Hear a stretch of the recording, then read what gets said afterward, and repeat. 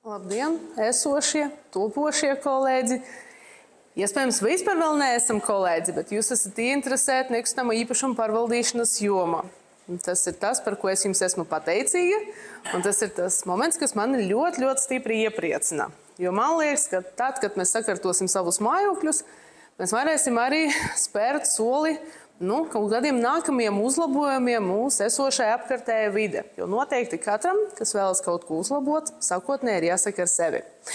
Mani sauc Aleksandra Cimbalē. Šodien jums stāstīšu par diezgan daudz un dažādām lietām, lai sniegtu jums ieskatu nekustamā īpašuma pārvaldīšanas jomam, tāda tehniskajā aspektam. Kaut gan, paskatoties uz visam slaidu nosauktajām tēmām, es domāju, ka jums ir saprotams, ka visu šo izstāstīt, detalizēt, pietiekami interesanti un praksi pielietojami nav iespējams. Tur ar 40 minūtēm galīgi nepietiek. Ja mēs skatāmies drusku plašāk, tas ir noteikti vienas dienas seminārs.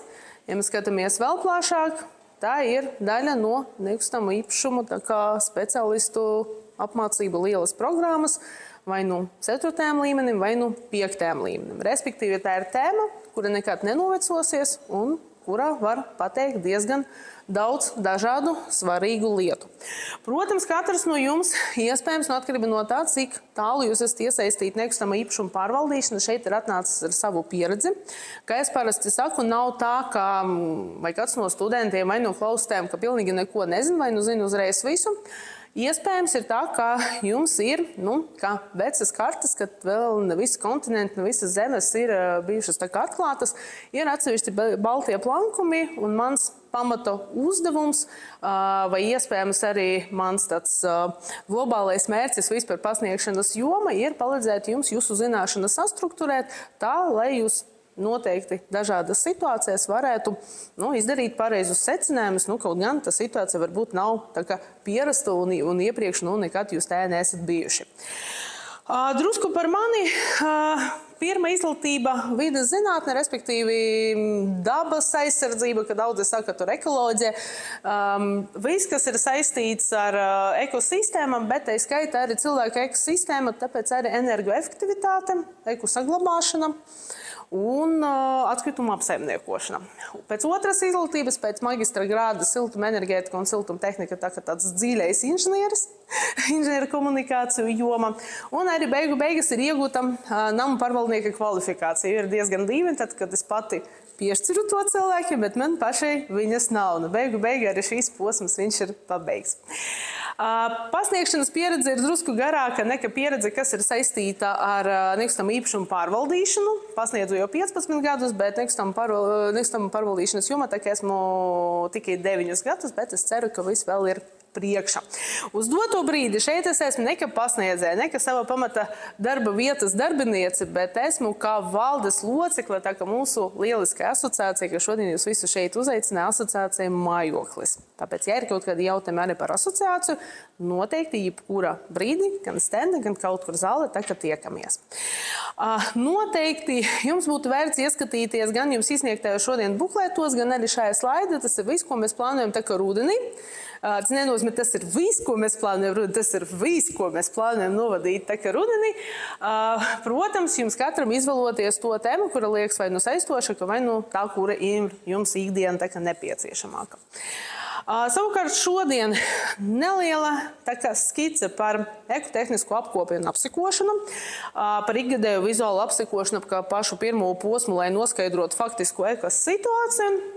Par ekokonstrukciju veidiem un to iespējamiem defektiem, kaut gan šeit var stāstīt ne tikai stundam, bet arī dienam, jo cik daudz konstrukciju, tik daudz defektu un vēl vairāk. Par remontdarbu plānošanas procesu, kas ir svarīgs jebkuram pārvaldniekam, un par ekonolietojumu procesu un ekosaglabāšanas instrumentiem. Noteikti tās tikšanās, kur mēs būsim kuplāka skaita un mums būs iespēja arī pasēdēt kopā un parunāties ilgāk, mēs noteikti ar jums runāsim arī par tiem dokumentiem, kurus būtu jāgatavo šī procesa gaita, kādi dokumenti varētu jums tā kā noderēt pašiem, jo žurnāls varbūt nevienmēr ir tas veiksmīgākais instruments, kuru ir vērts izmantot pie nosacījuma, ka jūs apsaimniekojat, piemēram, pietiekami daudz māju. Noteikti par defektiem, kā jau teicu, runāsim šodien un runāsim vēl vairākas reizes tā kā cita laika un citur vieta.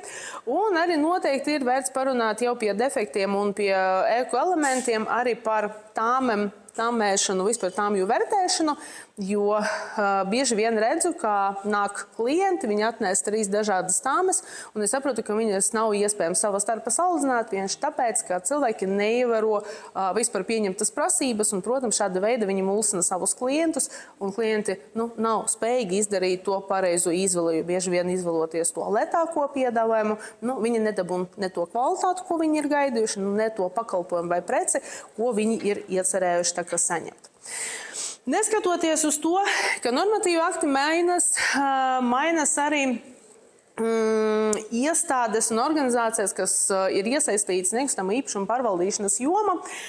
Savos laikos pastāvēja tāda iestāde kā valsts aģentūra, mājokļu aģentūra, kura vēl tālē 2004. gada ir izveidojusi diezgan veiksmīgu metodisko materiālu, neīpaši lielu, galīgi nesarežģītu, vēl joprojām pieejamu tā kā interneta, man liekas, ekonomikas ministrijas mājaslapa, viņa vēl joprojām ir izlikta. Bet tas ir tas pirmais mēģinājums noformulēt, kas tomēr ir tehniska apkope un ar ko viņa atšķiras no remontdarbiem lieliem, kuriem mēs veidojam uzkrājumu. Jo tas ir tas pirmais moments, kur rodas vai tā putra, vai tā neizpratne klientiem, tā kā sajot ar savu pārvaldniekam tā kā plānojot darbus, nevienmēr saprotot, ko tieši viņš ir iecerējis un kāda veida viņš to realizēs. Tā būtiska starpība slēpjas viena maziņā nianse. Ja mēs runājam par lieliem remontdarbiem, mēs noteikti plānojam kaut ko uzlabot. Kaut gan mēs mainam jumta segumu iespējams pret to pašu, bet jaunu, mēs noteikti būtiski uzlabojam stāvokli, tāpēc, ka mums vairs nav caurumu tajā jumta, mums nenotiek caurtece, iespējams mums nenotiek vēl kaut kāda citas problēmas un citi bojumi, kas ir sasaistīti ar šo te nekvalitīvo jumtu. Bet galvenā doma ir tāda, ka tiek veikts uzlabojums un mēs varam uz noteiktu laiku izelpot iespējams uz 10 gadiem, 15 gadiem un vairāk. Savukārt, ja mēs plānojam apkopi un mēs veicam apkopi, mēs būtiski neko neuzlabojam. Mēs saglabājam to stāvokli, kas mums ir noteiktajā brīdī. Jo nevienmēr pārvaldnieks ir lietas kursa par to, kāda māja ir bijusi 15, 20 gadus atpakaļ, kad viņa bija nodota eksploatācija. Un noteikti ar apkopiem sasniegt to pašu stāvokli nav iespējams. Bet ir iespējams saglabāt vismaz to, ko pārvaldnieks ir mantojis vai no iepriekšējā pārvaldnieka, vai no attīstītāja, vai iespējams no biedrības vai kooperatīva, atkarībā no tā, kas šo objektu ir pārvaldījis pirms tam. Zinot šo te starpību, mums būtu jāizveidojas priekšstatam par to, kas notiek viena gada laika ietvaros. Jo mums, kā pārvaldniekiem, vienalga, vai mums ir viena māja, vai mums ir vairākas mājas, mums ir jāplāno sava darbība, un šeit jau parādas iedziens par dzīves ciklu. Kaut gan, ja mēs paskatāmies plašāk no vides zinātnes un vides aizsardzības viedokļa, dzīves cikls ir tā diezgan interesanta sarežģīta lieta, kas tiek izmantota, lai vērtētu dažādu produktu un pakalpojumu gan dzīvotspēju, gan arī iespēju ne tikai atmaksāties, bet arī atstāt pēc iespējas mazāko ekoloģisko pēdu. Respektīvi, mēs vērtējam, kādas ir bijušas izēvielas, kas tika saražots, kādi bija blakus produkti, un kā beigas mēs varēsim tā kā atvadīties no šī produkta vai pakalpojuma, vai mēs viņu apglabājam poligona, vai mēs viņu varam kaut kāda veida pārstrādāt, un tad šis produkts, šī viela, viņa mums kalpos atkartoti. Tāpēc neveiksmīgais piemērs ir tad, kad šis ceļš iet no šūpuļa līdz kāpam, respektīvi mēs to kaut kur apglabājam, mēs zaudējam materiālu, mēs zaudējam kaut kādu masu, kaut kādu produktu. Labāk viņu tā kā vēst tālāk, lai viņi kļūtu par izēvielu kaut kam jaunam. Šāda veida mums rodas pieeja tā kā no šūpuļa līdz šūpolim, kaut kas tā kā dzimst no kaut kā veca, tā kā pa jaunu, kā feniksa putns. Pārvaldniekam savukārt dzīves cikla izpratnē ir drusku savādāka, jo mums ļoti būtisks ir kalendārais gads. Mums ir jāsaprot, kam ir jānotiek šī kalendāra gada ietvaros, un tādā veidā mums ir jāsaprot, kura laika brīdi, ko mēs veiksim. Mēs visi ļoti labi zinām, ka ir ministru kabineta noteikumi ar numuru 907, kuri parāds, kāda veida mēs apsekosim ēku un kādas darbības mēs veiksim tālāk, kā mēs plānosim remontdarbus un kā mēs viņus veiksim, bet mums ir jāsaprot, kas vēl notiek klāt pa ceļam. Un ja mēs paskatāmies tā kā šo te aplika uz gadu, janvārī mēs jau vai nu veicam, vai nu plānojam vizuālu apsekošanu. Ja mums ir pietiekami masa objektu, tad mans ieteikums tomēr to darīt pēc apkuras sezonas beigām, jo apkuras sezona noteikti ir ļoti nopietnas stresa, jebkura konstrukcija, iekšā ir silts, ārā ir augsts. Cilvēki lielākoties atrodas savos dzīvokļos.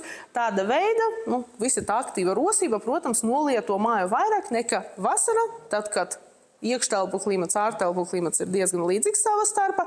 Un arī vienlaikus cilvēki mēdz braukt atvaļinājumus, viņi var doties tā kā kaut kur ārpus pilsētas, savas vasarnīcas, lauku teritorijas, kur arī var nodzīvot visu vasaru. Tāda veida arī lietojot mazāk to pašu ūdeni, noteikti nav apkuras, neveidojas tie paši atkritumi, nenotiek nolietojums tik strauji, kāds viņš varētu būt, piemēram, ziemā.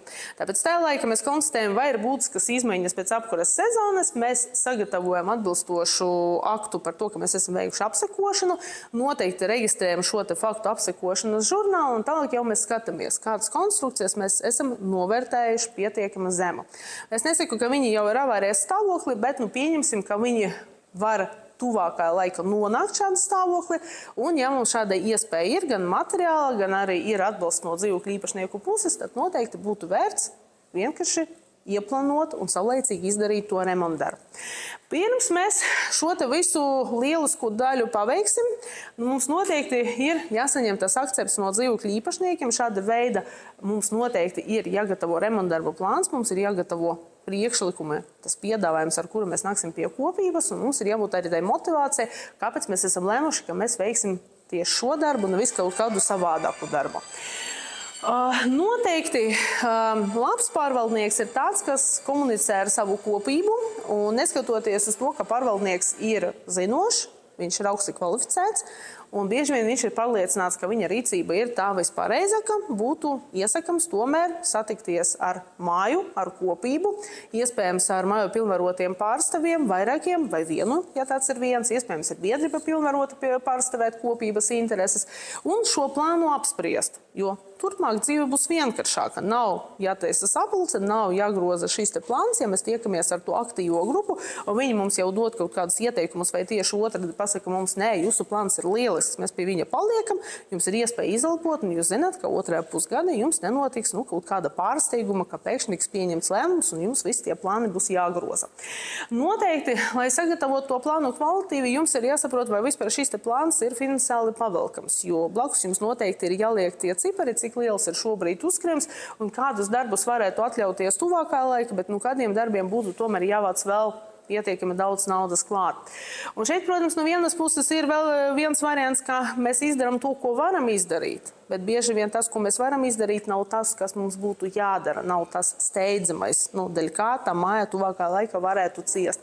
Atkal šeit ir jāmeklē tas līdzsvara stāvoklis, un noteikti, ņemot vērā, ka rītdienas tēma man ir energoefektivitāte un eko atjaunošana, es teiktu, būtu jāieskatas visas tas programmas, kuras tiek piedāvāts vai no atsevišķas pašvaldības, vai no kopuma valsti, lai nenokavētu kādu no iespējamiem līdzfinansējumu veidiem, kas pienākas noteiktai mājai, pateicoties lielumam, dzīvokļu īpašnieku skaitam un arī citiem nosacījumiem, tā, lai dabūtu gatavus visus tos remontdarbus pēc iespējas ātrāk. Atkal, lai pārvaldnieks varētu izelpot un kopība jūs varētu tā kā uzslavēt. Noteikti tas pēdējais brīdis, pēdējais solis ir tā remontdarba veikšana, bet, diemžēl, līdz tā remontdarba veikšana mums ir jāpaveic viss šis te milzīgais darbs. Un jo kvalitīvāk mēs viņu paveiksim, jo ātrāk noteikti mēs tiksim pie šiem te darbiem. Savukārt, ja mēs paskatāmies tā vēl arī drusku tuvāk uz to pašu apsaimniekošanas procesu, kāpēc saku apsaimniekošana, nevis pārvaldīšana? Pārvaldīšana tā ir rīcība kopā ar domāšanu, ar lēmumu pieņemšanu, jo pārvaldīšana tas ne tikai to, ko mēs darām ar rokam, bet pārvaldīšana tas koncepts, tā ir tā stratēģija, kuru mēs plānojam noteikti laika brīdi īstenot. Bet, ja mēs runājam par apsaimniekošanu, tomēr tas ir tas praktiskas lietas, kuras mums būtu jāveic, ja ne ar mūsu rokam, tad vismaz uzstot tā kā atbalstu no kopības, iespējams kopu kopā ar viņiem, iespējams piesaistot kaut kādu ārpakalpojumu.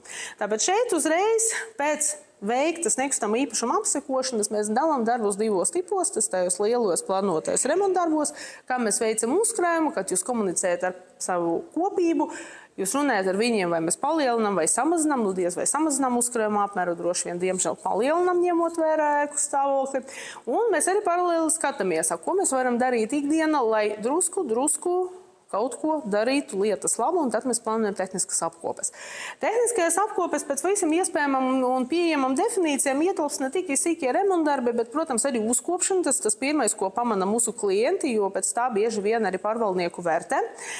Noteikti atkrituma apsaimniekošana, tas varētu iet zem uzkopšanas, bet tomēr to mums veic tā kā ārpakalpojumu, šeit nekādu citu variantu nav. Un noteikti arī teritorijas labiekārtošana, ja atkal tas pirmais, ko pamana klienti. Mēs domāju, ka arī jūs esat saskarušies ar gadījumiem, kad kopība aktīvi pasaka, mēs vēlamies kāpņu telpas remontu, mēs gribam tur soliņu uz teritoriju, varbūt saplanotu stāvvietu, saliktas zīmes, šāda veida patīkamus, bet tomēr sīkumus, salīdzinot ar tām pašām inženieru komunikācijām, un pēkšņi tad, kad viņi jau visu ir saplānojuši un pielemuši, un pārvaldnieks jau pasaka, nē, es padodos, jā, jūsu vardam ir pietiekams spēks, notiek kaut kas pavisam negaidīts. Man vienai ļoti labi pazīstamajā māja ir noticis ļoti nepatīkams gadījums, viņi arī gribēja to pašu, bet labi, ka viņi nepaspēja uztaisīt kāpņu telpas remontu, jo viņiem bija milzīga kanalizācijas sistēmas avārija un tika salieta 5 stāvi. Jūs varat iedomāties, cik tas ir nepatīkami, bet pēc šī notikuma kopība ir sapratusi, kura virziena būtu jāiet un kas būtu jādara. Man negribētos, lai katra māja ietu caur šāda veida stresu, pietiek pilnīgi ar vienu tādu māju, un būtu labi, ja atkal visas kopības būtu pietiekami gudras, lai mācītos tā kā uz svešam kļūdam, nevis uz savam. Pakāpeniski ejam jau pie pamata lietam, pie apsekošanas. Kā jau teicu, pirmais solis, lai noskaidrotu tā kā ēkas stāvokli. Pirmkārt, apsekošanas mums ietilpst dzīvojamo māju pārvaldīšanas likuma, slēpjas zem obligātiem pārvaldīšanas darbībām. Tas ir to, ko pārvaldnieks dara obligāti jau izriet no paša nosaukuma, un slēpjas tā kā vēl dziļāk starp daudziem dažādiem punktiem, tā skaita ugunsdrošību, pamatpakalpojumu nodrošināšanu, to starp koplietošanas, elektrība apkure, noteikti arī lietas, kas ir saistītas ar to pašu energoefektivitāti, respektīvi vesela virkne atkal ar tām lietām, ko es saucu par lietām, kuras tiek darītas ar rokam. To faktisko pārvaldīšanu, ko cilvēki redz, to, ko mēs sniedzam dokumentus valsts iestādēm, to, ko mēs kārtojam mājas lietu, redz tikai pie nosacījuma, ja tas klientu interesē. To, ko mēs aktīvi rosamies tā kā ap to māju, to gan klienti lielākoties pamana. Noteikti jūs esat pierāduši pie tā, ka plānojot remontdarbus, jūs balsties uz diviem faktoriem. Tas tas, ko pasaka kopība, un tas, ko jūs konstatējat tā kā ēku apsakot. Bet ir vesela virkne ar faktoriem, kuri arī klāt vēl pie tā, ko jūs jau esat iecerējuši, ietekmē visu šo te procesu. Pats pirmais, kas būtu jāņem vērā un ko jūs nekāda veida apiet nevarat un ko es arī neiesaku nevienai kopībai darīt, tas ir tas, kas ir rakstīts normatīvos aktos, gan būtu jāizpilda tad, kad tas ir pateikts un tad, kad tas ir paredzēts. Ņemot vērā normatīvu aktu par tehnisko apsekošanu, tad reiz 10 gados mēs sūtam viņu ugunsdrošības prasības saistībā ar ventilāciju, kanāliem un visu to tīrīšanu un sakopšanu, un noteikti arī pretestības mērījumi, kuri arī ir veicami reizi 10 gados, un par viņiem bieži vien aizmirst, kaut gan atkal nav tā gala rezultātu, kur varētu pataustīt, bet ir zināma pārliecība par to, ka esoša sistēma viņa strādās neievainojami. Jā, veikto vizuāli citam apsekošanam, ja pa ceļam ejam pārbaudīt setnieku, mēs konstatējam, ka kaut kas nav kārtība, un tas arī varētu kļūt par iemeslu kaut ko ieplānot klāt, bet tālāk mums jau ietilp papildus faktori, par kuriem bieži vien daudz aizmirst. Tas ir pieejamais finansējums, ko es tikko minēju, ka ir jāseko līdzi katram pārvaldniekam, tomēr kādas īpašas lietas, kuras varētu būt piemērotas tieši pārvaldnieka objektiem, varētu būt izmantotas un vajadzētu vēl paspēt viņus izmantot. Noteikti dzīvokļu īpašnieku vēlme, jā, bet to mēs atstājam tomēr tā kā drusku malā, kā jau teicu, jo ir tā negatīva pieredze šajās lietas. Un ļoti interesants tāds moments, ka bieži vien valsts un pašvaldības iestādes arī spēlē ļoti lielu lomu pie remontdarbu plānošanas. Protams, ir tādi ļoti neveiksmīgie momenti, kad, piemēram, vienai mājai arī no manas personiskas pieredzes, viena tā kā māja ir iebraukusi smagā mašīna. Diemžēl numuri nebija vietē, viņi nebija identificēti. no ceļu satiksmes negadījuma vietas šī mašīna ir aizbraukusi prom, bet pieņemsim, ka gadījumā, ja tomēr varētu visu to novest līdz galam, noteikti būtu saņemts arī naudas atbalsts, pateicoties obligātai apdrošināšanai, un māja veiksmīgi varētu paveikt to remontdarbu, kuru viņi noteikti nav plānojuši, jo viņiem pēkšņi ir iestājies šāda veida bojājums. Savukārt arī pārējās iestādes, negribētos tā teikt par iestādēm, bet var iemaisīties iekšā procesā, un arī reāls piemērs no dzīves, kad māja, kur viss īstenībā ir sakārtots, bet ir viena nianse, ir divas ieejas. Droši vien jūs varat iedomāties 9 stāvu māja tipveida, kad bieži vien ir ratiņtelpa, un ratiņtelpas ir papildus izē. Es domāju, ka gadījumā, ja šādam mājām saskaraties, tad droši vien tā otra izē, es pieņemu, ka jums varētu būt ciet, vai ne? Drošības pēc, neviens par to izēju neiet. Kad mēs konstatējam, ka ir kaut kādas problēmas ar šo te izēju, tad, kad mums dzīvokļu īpašnieki sāka sūdzēties, un viens no īpašniekiem gribēja atvainojas kaitēt biedrībai un ir pasūdzējis Valsts ugunsdzēsības un glābšanas dienestam. Protams, viņu pienākums ir bijis rēģēt. Mēneša laika vajag šo problēmu novērst, vajag likt visiem mums labi zināmas durvis, kas 2 sekundžu laika veras vaļā. Tāds, ka, piemēram, arī šeit ir uz izējas, kur mēs uzspiežam, bet no otras puses mēs viņus atvērt tā, ka nevaram. Labi, ka māja ir bijis uzkrājums, viņi to visu saplanoja, bet, protams, mēneša laikā atrast izpildīties viņi nevarēja. Mēs esam, sarunājuši, izlūguši no Valsts ugunsdzēsības un glābšanas dienesta pagarināt termiņu līdz pusgadam. Protams, pusgada laika tas viss ir bijis paveikts, bet atkal tas nav tas darbs, kuru mēs esam ieplanojuši, un kopībā arī nav bijis domājis, ka šogad viņiem notiks šī problēma. Bet atkal, dēļ tā bija jāgroza remontdarbu plāns, un es teiktu, ka pie šī punkta varētu minēt ļoti daudz un dažādu piemērus, tā skaitā ar apciepātām galas sienam, kuras jāizkraso, un ar vandālu darbību, viss tam līdzīgas lietas. Mums tagad būtu jāsaprot, kā mēs tomēr veicam šos te remontdarbus un ko mēs tomēr apsekojam. Visvienkāršākais dalījums, kurš varētu mums būt priekšā, tas ir norobežojušas konstrukcijas, nesošas inženiertehniskie un inženierkomunikāciju tīkli. Tīklus mēs atkal atliekam uz rītdienu kopā ar energoefektivitāti. Šobrīd mums vairāk interesē norobežojušas konstrukcijas un nesošas konstrukcijas. Parasti es vienmēr jautāju, kāda starp viņiem ir starpība, ņemot vērā, ka laiks mums tomēr ir ierobežots, pateikšu ļoti ātri. Nesošas konstrukcijas, kas ilglaicīgi notur uz sevi slodzi, padod to uz leju, kamēr netiek sasniegta grunts vai tā vieta, kur tā māja ir uzbūvēta. Jo tā varētu būt, piemēram, arī gultne, jo ir būves, kas tiek būvētas, piemēram, uz upēm, hidroelektrostācijas, piemēram.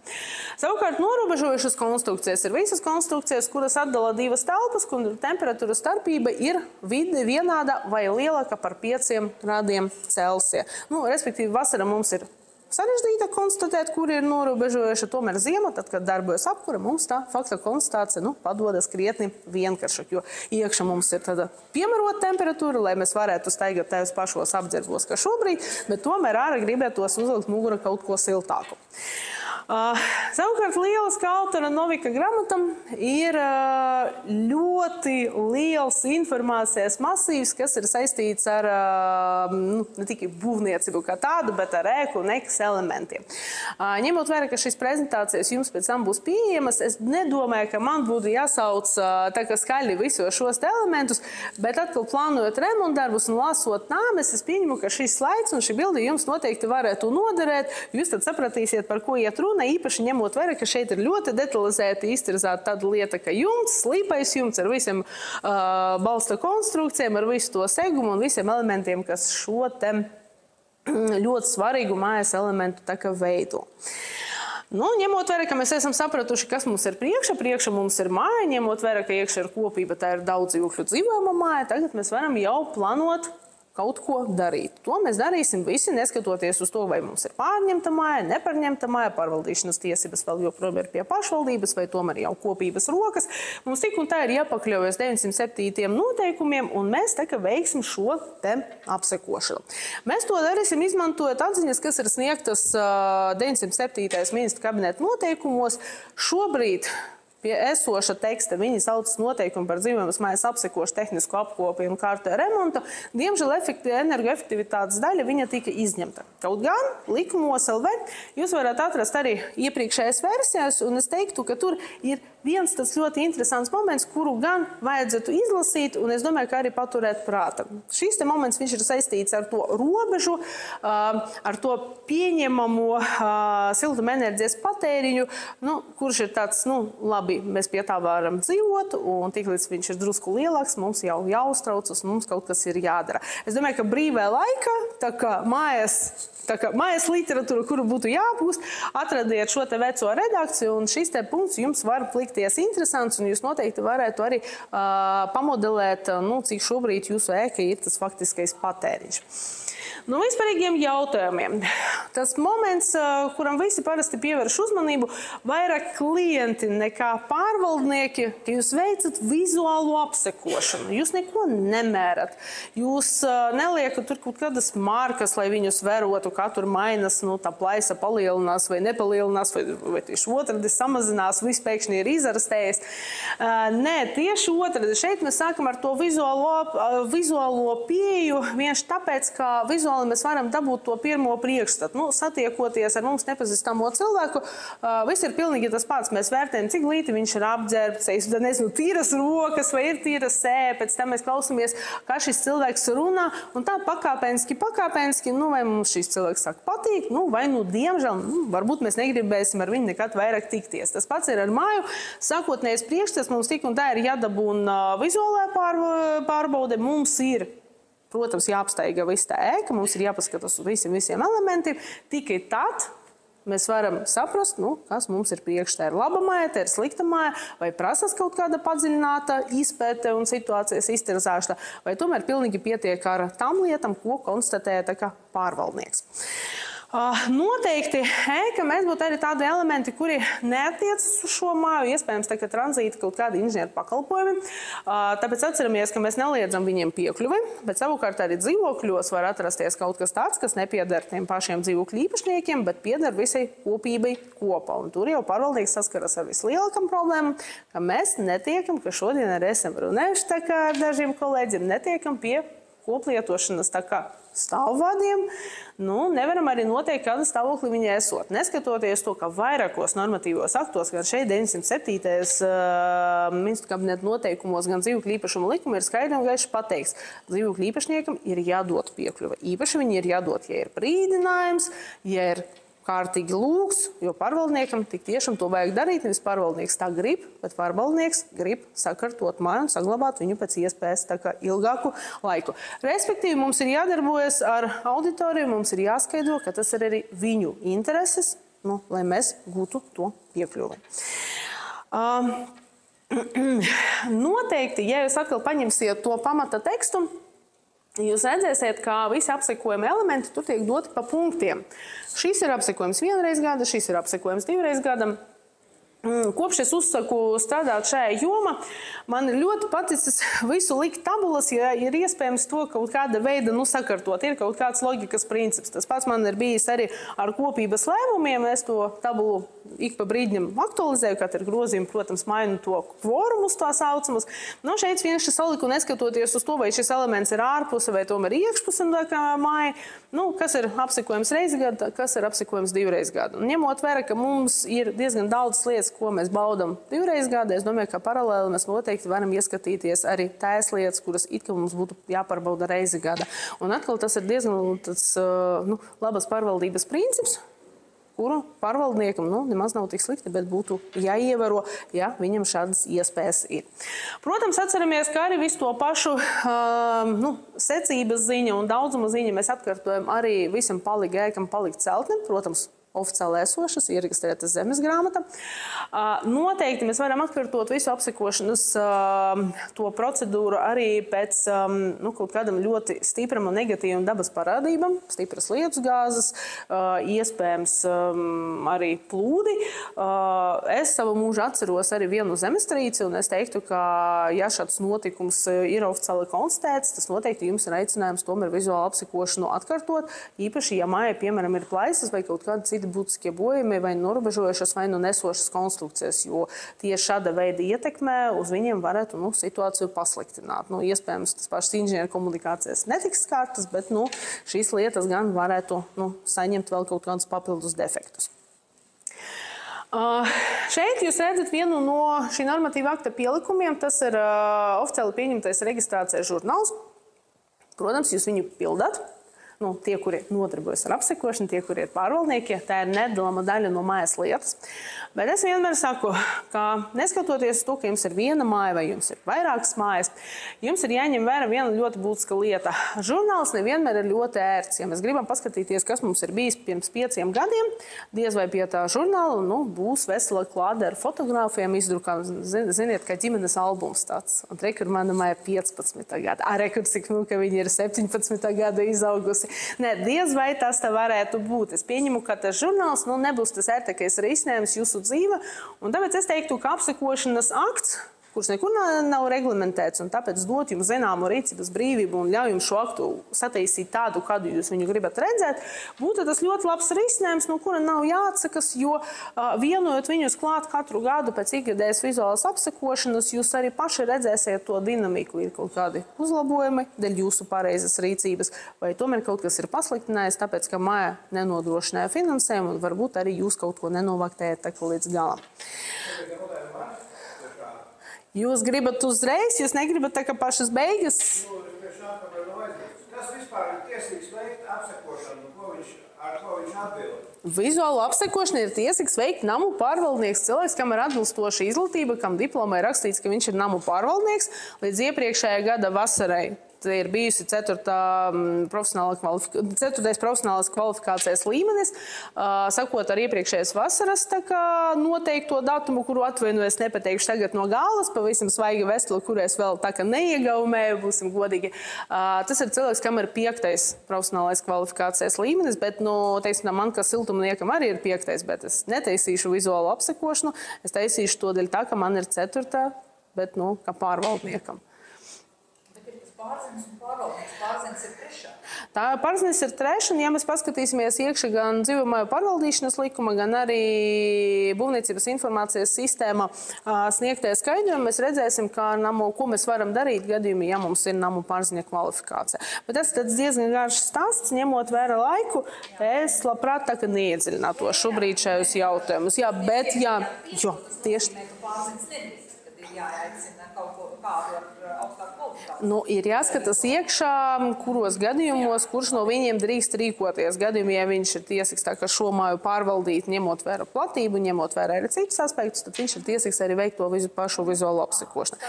Vismaz es zinu to, ka pasniedzot arī namu pārziņiem, gan es, gan visi mani kolēģi, kas arī strādā šajās programmas, mēs arī stāstam, ka ir jāveic vizuāla apsekošana, gan ar domu, ka viņi ies mācīties tālāk, gan ar domu, ka viņi tomēr to veiks varbūt tam mazākam mājām. Jā. Otrais solis ir objekts. Mums būtu jāpaskatās uz viņu, un tad mēs varam vaļā vēl vienu pielikumu no tiem pašiem ministru kabineta noteikumiem. Tas ir pielikums par kapitalitātes grupām. Es šobrīd negribu iedziļināties, kā ir izveidojis šīs sadalījums. Es teiktu, ka pie piezīmēm galīgi nav uzskaitīts viss māju sērijas, kas ir sastopamas Latvijas teritorijā. Šis klāsts ir krietni plašāks. Es teiktu, ka pēc manas uzskaitas, es teiktu, ka jau vairāk par 200-205 variantiem sēriem un apakšsērijas vispār neskaitāms daudzums. Bet noteikti šeit visas uzskaitītas nav, bet tieši dēļ tā mēs ņemam par pamatu, lai noteiktu, kuras grupas ēka mums ir priekšā. Mēs skatāmies uz, respektīvi, lielu 2., 3. un 4. kolonu. Mēs vērtējam kādam tipam pēc materiāliem un noteikti kāda tipa arī pēc konstrukcijas ir pārsegumi, ir pamati un nesošas konstrukcijas. Tad mēs varam iedalīt šo māju noteiktai kapitalitātes grupā un tāda veida arī saprast, cik ilgi teoretiski šai mājai būtu jākalpo. Diemžēl ir tā, ka mēs ļoti labi saprotam, ka 3 viena tipa, viena sērijas blakus esošas mājas nevienmēr kalpos vienu un to pašu laiku, vienši dēļ tā, ka atšķiras celtniecības kvalitāte, noteikti eksploatācijas gaita kaut kur kāds ir izdarījis kaut ko labāk, kaut ko ir sliktāk. Protams, arī ir jāvērtē kopības attieksme pret savu māju. Vesela virkne ar faktoriem, kuri, protams, var mainīt šo te radītāju, jo šeit, protams, mēs redzam to video temperatūru pa visu slimnīcu, kura kopuma var būt ļoti laba, bet no atsevišķos gadījumos tomēr drusku var klibot un varētu būt tāda, kur jau ir jāceļ tā kā trauksmi un kaut kas nopietns būtu jādara. Nu, viens no šādiem nepatīkamiem gadījumiem, lai drusku jums parādītu arī kaut kādas bildes, ne tikai tekstus, pietiekami slavena Māja Būru 9. Tas retais gadījums, kad pārvaldniekam nekas nav atlicis, arī pamatojoties kopības lēmumu. Pārvaldnieks ir pats ticis vaļā no sava objekta, respektīvi pēc kopības lēmuma viņš to ir nojaucis, tāpēc, ka māja vairs nebija atjaunojama un kopība saprata, ka tas ir nepavelkama slodze. Finansiāli ir labāk šķirties no šī objekta, nekā tā ieguldīt. Protams, šeit būtu jāpēta atsevišķi, kas ir šeit pie vainas, vai nepietiekams finansējums, vai kaut kāds pārvaldnieks kaut ko nav saulēcīgi izsekojis, bet, diemžēl, tas negatīvais piemērs, līdz kuram jums nekāda gadījuma savus objektus novest nevajadzētu. Tāda augsta duša, kuru man šajā brīdī būtu jums jāparāda. Protams, ja šeit pa kreisi jūs redzat to, ka ir izdarījis laiks, bet pa labi jūs redzat, ko var sadarīt cilvēki, jo labai bilde izpildītais ir mēģinājis veikt apmales remontu, un es domāju, ka tie no jums, kuri ir saskarušies ar būvdarbiem un dažāda veida problēmām, viņi ļoti labi redz, ka nav ievērots līpums, ka nav ievērots pilnīgi nekas, jo nav ne smils, ne šķembu, nekas netika izdarīts, viss tiek taisīts. Ļoti gribas izmantot daudz un dažādus izteicienus, bet lielākoties šajos izteicienos ir tādi necenzēti vārdi, kuri aprakstītu, kā šeit notiek tā darbība. Tāpēc, protams, pārvaldnieks nevar pilnīgi paļauties uz izpildītēm, pārvaldniekam ir jābūt pietiekami zinošam arī šajos jautājumos, lai saulēcīgi identificētu, ka tāma ir bijusi ļoti, ļoti skaista, bet izpildījums tai tāmai, galīgi nav skaidrs. Tad, kad pārvaldnieks ir paveicis savu darbu, viņš ir veicis savu apsekošanu, viņam būtu jāsaprot, vai viņam nav jāgriežas arī vēl pie kaut kāda eksperta, specialista, kas nāk no malas. Šajā gadījumā ir vērts sākt runāt par tehnisko apsekošanu kā par vēl vienu papildus instrumentu, kas ir ne tikai kopības rokas, bet noteikti arī pārvaldnieka rokas, jo bieži vien dzīvokļu īpašnieki vai par šo iespēju nezin, vai baidas no ļoti lielam izmaksam, vai ir dzirdējuši, ka tas tiek darīts parasti pirms kaut kāda būvniecības projekta pasūtīšanas, tā kā viņa nevēlas kaut ko darīt, neplāno, piemēram, veikt atjaunošanu, tad priekš kam viņiem šīs te ir vajadzīgs. Tehniskā apsekošana ir nepieciešama naudas un dažādos gadījumos. Piemēram, tajos pašos 907. ministru kabineta noteikumos ir izteikta tā pamatprasība. Ja ir beidzies kalpošanas mūžs daudzdzīvokļu dzīvojamai mājai, balstoties uz tam pašam kapitalitātes grupam, obligāti ir jāpasūta tehniskas apsekošanas atzinums, lai pārliecinātos, ka tomēr, kā jau teicu, tā vidē temperatūra pa visu slimnīcu šajā gadījumā nav spēka. Un situācija, piemēram, ir labāka. Iespējams, tehniskā apsekošana pateiks, ka tomēr situācija nav labāka, viņa ir drusku sliktāka. Un tad, pārvaldniekam būs arī iemesls rīkoties. Noteikti būs eksploatācijas laika, tas ir jāveic periodiski, tā kā daudzdzīvokļu dzīvojamām mājām, tā kā ņemot nost visas nianses, tas, kas mums būtu jāatceras reizi 10 gados, tā ir veicama.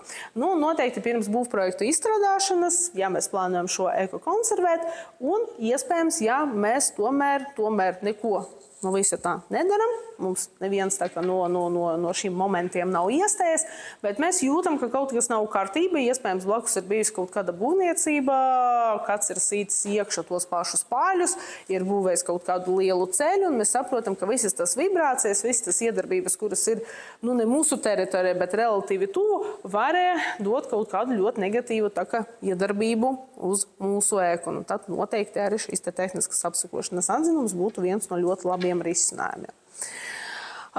Trešais solis šajā gadījumā ir remontdarbi. Būvniecības likuma ir ļoti skaisti pa plauktiņiem salikti visi remontdarbu veidi.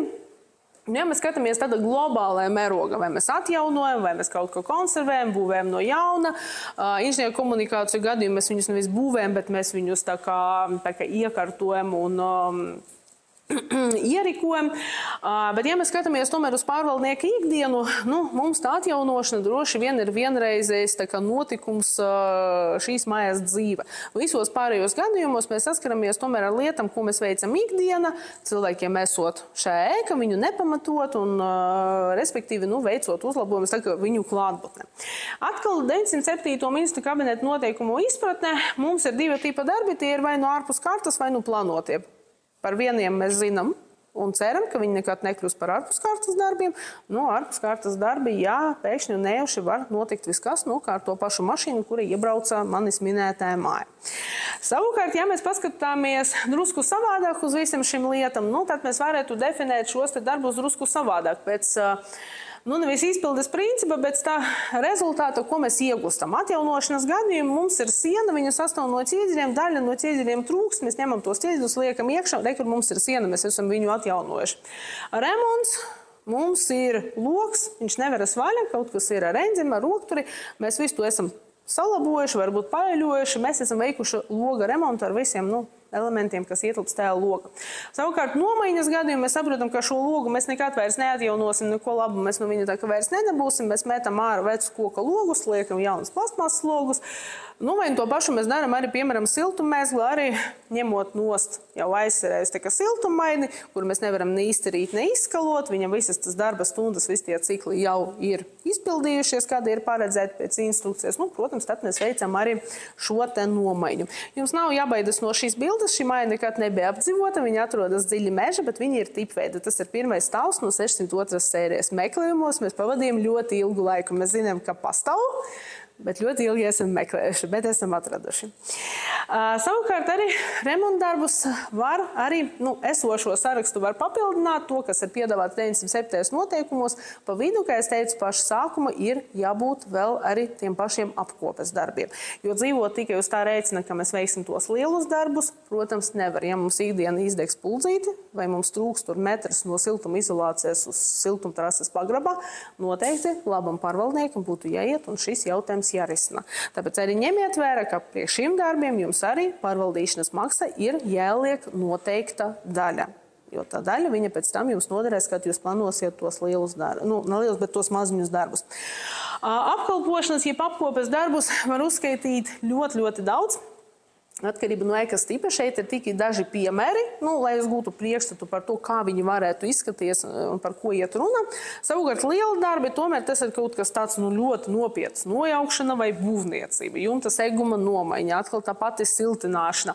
Noteikti tie paši pretestības mērījumi, projektēšanas darbi, tehniskas apsekošanas atzinuma pasūtīšana, jo šeit tā cena viņa ir tāda diezgan liela. Mēs nevarēsim to iekalkulēt pārvaldīšanas maksā. Protams, visi inženieru komunikācijas, viss tas, ar ko saskaras mūsu klientu un mēs ar jums tā kā ikdiena. Ļoti nopietns jautājums gan pārvaldniekam, gan kopībai, kurš tomēr veiks šos te darbus. Jo ir 3 varianti. Kopība pasaka, mēs visu varam paši. Es teiktu, ka gadījumā, ja tas ir kosmetiskais remonts kāpņu telpa, iespējams, kāpēc gan ne, ja ir atbilstošs lēmums, protams, pamatam. Gadījumā, ja tas ir stāvvadu vai guļvadu nomaiņa vai vēl trakāk atvainojas jumta seguma nomaiņa, es teiktu, ka ne uz ko paļauties tomēr nevajag, vajadzētu būt līgumam, ir jābūt garantijai, ir jābūt saskaņotai tāmai, respektīvi mums ir jāiet, protams, pie būvkomersanta. Šeit nekādu šaubu nav. Un iespējams, pārvaldnieks ir pietiekami liels, lai viņš varētu to iztenot saviem spēkiem, viņiem ir savas brigādes un viņš varētu dot droši vien konkurētspējīgu kvalitāti un konkurētspējīgu arī cenu. Protams, ja mēs runājam par maziem pārvaldniekiem, par biedrībām, es pieņemu, ka šāds variants viņš varētu būt izslēgts šajā gadījumā. Noteikti nākamais jautājums, uz kuru mēs atbildam, kurš ir tas izdevīgākais, kurš ir kvalitīvākais, kur šie divi momenti, šie divi aspekti viņi krustojas. Tur ir arī tas punkts, pie kura mēs paliekam. Ja tas ir ārpakalpojums, tas ir ārpakalpojums, ja tas ir saviem spēkiem, tad saviem spēkiem. Un, protams, arī jautājums par apmaksu, jo mēs arī jums rīkojamies kā pārvaldnieki tikai ar kopību naudam. Nav tā, ka mēs ieguldam kaut ko no sevis, tāpēc mums ir jāsaprot, vai kopība vēlas ņemt savu uzkrājumu, vai mēs to liekam klāt, piemēram, pie rēķina, arī pamatojoties uz kopības lēmumu, ka viņi grib pātrināta veida, piemēram, izpildīt darbus, kuriem šobrīd uzkrājums nav pietiekams. Arī šāds variants ir iespējams. Ņemot vērā visu augstāk teikto, mēs nonācam īstenībā pie sava veida kopsavilkuma kaut gan, kā jau teicu, šo tēmu var turpināt ne bezgalīgi, bet pietiekami ilgi. Es teiktu, ka šeit ir ļoti būtiski saprast, kā neskatoties uz to, jūs esat jau ļoti ilgi strādājuši noteikti objekta pārvaldnieks, vai jūs tikai plānojat viņu pārņemt, jā, jūs pirmais solis ir atnākt, apsekot, tikt skaidrībā ar to, kādu objektu jūs plānojat pārvaldīt vai kādu objektu jūs tomēr pārvaldat šobrīd. Nākamais moments, jums ir jāsaprot, kuri ir tie lielie darbi, kurus būtu jāveic. un kad ir tie mazie apkopes darbi, ar kuriem jums būs jāsaskaras ikdiena. Un šiem darbiem arī ir jābūt savam plānam, jo bez plāna jūs noteikti nekur tālu netiksiet. Jums ir jāzina, kur apkopes darbi ir reglamentēti, arī iespējams ar normatīviem aktiem. Jums ir jāzina, vai šos apkopes darbus jūs vispār paši drīkstat veikt, jo apkopes darbs ir, piemēram, arī dezinsekcija un deratizācija. Jums ir jāvērtē. Vai jums ir pašiem vēlme saņemt atbilstošu apliecību, atbilstošu to papildus kvalifikāciju, lai veiktu vienai mājai šo te pakalpojumu, vai tomēr ņemot vērā, ka jums ir 1, 2, 3 mājas, jums ir vērts maksāt reizi ceturksni ārpakalpojumu, ar kuru ir noslēgts ilgtermiņa sadarbības līgums, un jūs varat ar viņiem rēķināties, jo nav tā, ka jums pēkšņi notiek avārija, un jūs saprotat, ka jūs no tā grafika, kas ir bijis iecerēts, jūs no viņa, piemēram, izkritat. Bet iespējams ir tieši otrādi. Jūs saprotat, ka jūsu kolektīvi ir pietiekami daudz, piemēram, elektrīķu un elektromontieru. Jūs varat viņus apmācīt un piešķirt viņiem arī atbilstošu kvalifikāciju, un viņi veiks, piemēram, tos pašus pretestības mērījumus. Un tad jūs nedosiet to ārpakalpojumu, bet veiksiet to saviem spēkiem. Arī šāda veida, uzlabojot savu tēlu, sava klientu priekšā. Tāpēc jums ir jābūt sava veida kopsavilkumam, kas ir nepieciešams visiem tiem elementiem, kurus jūs uzskaitiet, ko jūs darīsiet, kurš to darīs, un ar visu šo te priekšlikumu jums ir jānāk pie kopības. Jo noteikti nākot pie kopības, viņi jums prasīs, kā jūs pārbaudīsiet un pieņemsiet šos te darbus, tāpēc jums ir jābūt arī izpratnei par kvalitāti, kuru jūs sagaidat no tā izpildītē. Ko jūs gribat redzēt, ko viņš jums nodos. Un šai gadījumā tik tiešām neskatoties to, ka jums var nebūt noteikti izglītība, jums ir jāsaprot, ka šī kastīte, viņa tik tiešām ir žurku inde, un šeit jums ir jāsaprot, ka tas, kas ir uzlikts uz tas plaisas, tā tik tiešām ir marka. Tāpēc atkal tam pamatzināšanam ir jābūt, bet iespējams tas zināšanas nav apliecināts ar kaut kādu izglītības dokumentu, bet diemžēl pārvaldniekam ir jābūt ļoti tādas plašas kvalifikācijas speciālisti, tā skaitā arī par tehniskām lietām. Un ja jau es varu noteikt arī šos te kvalitātes kritērijus, ko jūs baudīsiet, kā jūs baudīsiet un ko jūs prasīsiet izpildītiem gadījumiem, ja viņa darbs nebija tik labs, kā jūs esat iecerējuši, tad jūs varat nonākt līdz tāmai, ja pārvaldīšanas cenas piedāvājumam. Tā nav tā klasiska tamēšana, kas ir saistīta ar būvniecību, ar vīrs izdevumiem, peļņu, transportu. Nē, tā ir tā savādāka tāme, kuru mājām, kur pārvaldīšanas tiesības nav pārņemtas. Tas ir aprakstīts ministru kabineta noteikumos 408. Bet, kā es saku klientiem, kolēģiem, draugiem no pārvaldīšanas jomas, kuri nāk no mājām, kur pārvaldīšanas tiesības ir pārņemtas, vienmēr saku, ja jūs gribat būt labi pārvaldnieki un jūs gribat, lai jums būtu tāme, uzturēšanas darba plāns un pārskats, ņemiet par pamatu tas, kas jau ir izgudrots. Divritenis ir pietiekami vienkārši. Es nedomāju, ka viņu būtu jāizgudro no jauna vēlreiz un vēlreiz un vēlreiz. Noteikti tie, kam pārvaldīšanas tiesības ir pārņemtas, viņi var justies drusku brīvāk. Jūs varat ienest šajos dokumentos daudz un dažādas izmaiņas, pielāgot savām vajadzībām šos te dokumentus, bet gatavojot viņus, arī jums pašiem būs vienkāršāk sekot līdzi, kas ir bijis izdarīts, kas ir iecerēts, kam būtu jāsaņem līdzfinansējums, ko varētu veikt paši dzīvokļu īpašnieki un kas būtu atliekams, nezinu, uz 5 vai 10 gadiem, ņemot vērā, ka šī lieta nav būtiska. Es teiktu, ka šodien no manas puses tas būtu viss.